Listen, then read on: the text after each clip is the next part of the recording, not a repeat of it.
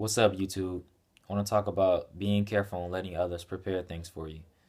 As I said in my videos, I can never emphasize enough that we're all connected, whether it be on this three-dimensional physical plane or a metaphysical level, just through the senses, the spiritual connection, mental connection, physical. Everything is connected. It's nothing more than just a bundle of fabric that's just um, inextricably bounded by different parts or material, or we call it string for the matter. And we all experience different sections, but it's all connected to this fabric.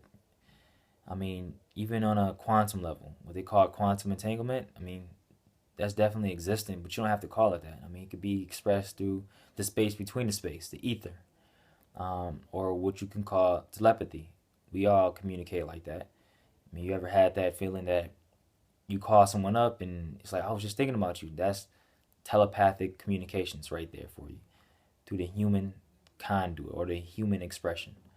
But to keep it just short, I want to talk about, like I said, just being careful who prepares what for you. Um, for instance, I mean, you can link it to so many things, relationships, with just man and woman, or with family members, um, and what I mean preparing things for others is like using food, for instance. We all go through these waves because we're nothing more than expressions. I mean, we're waves expressed through the ether or the sound. I mean, through the air, which we are sound. Um, and we experience these bumps through the road because it's an ocean, and different waves experience different turbulences, you can say. But um, let's say they're on when people are preparing things for you, you have to look at the body as a whole, or the whole human as a whole, you can say. Um, for instance, when people are feeling um, just an emotional distraught, and they're filled with sorrowness, they'll use food as an scapegoat. They'll try to escape their reality by using food as that. And you can say that when people are cooking for you or doing things for you, they might be feeling some sort of angered emotion, and they might overcompensate for that angered emotion, that feeling of emptiness, because they feel so just angered and just fanatical, you can say, that they'll put extra ingredients in things in order to overcompensate for that feeling. So, say for instance, a person has hatred towards another individual and they offer them water. They'll put extra things in there to compensate for that feeling that they're having.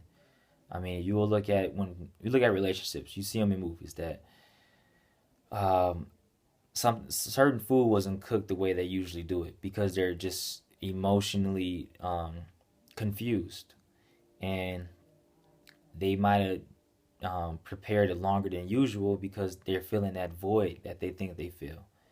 So I mean they had to feel for that. So they use this food as a way of expressing themselves. So you feel that in return because we're all connected. You feel that. And you can either exasperate the problem or you can help try to mitigate it. It all depends on you.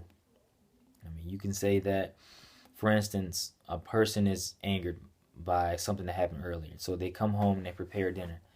Um, and they put more, let's say, sodium than usual because they're trying to overcompensate for that feeling that they have. So they want to feel relieved. So they put extra seasoning into it because it's gonna make them feel momentarily release. Even though they know it's not a good thing, but they want to feel that momentary release because they're just in distraught. I mean, and then they give that to somebody else, and then that person doesn't like the extra ingredients in it or the extra salt in it. So in turn, they throw a temper tantrum, or they get upset, and they begin to exasperate the problem. So I mean, that's just a way of really making the situation bigger than what it should be. Um, you could look at it from so many different angles. How we're just connected. Um, People prepare things for us all the time, and we prepare for things for others. But it depends on what you put into it. I mean, you have people that, I mean, holidays. they want to prepare especially because they're feeling a state of just bliss and happiness. So they try to make it to perfection.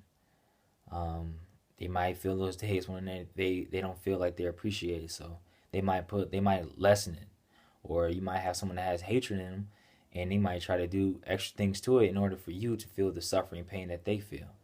So just be careful on who's doing what for you and their intentions, because that's what karma really is bounded by.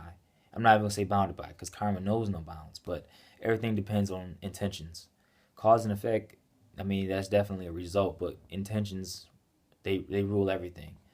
The intentional thought of everything is gonna really determine your karma. So, um, just want to speak on that and be easy and don't move to the north. It's too cold. Peace.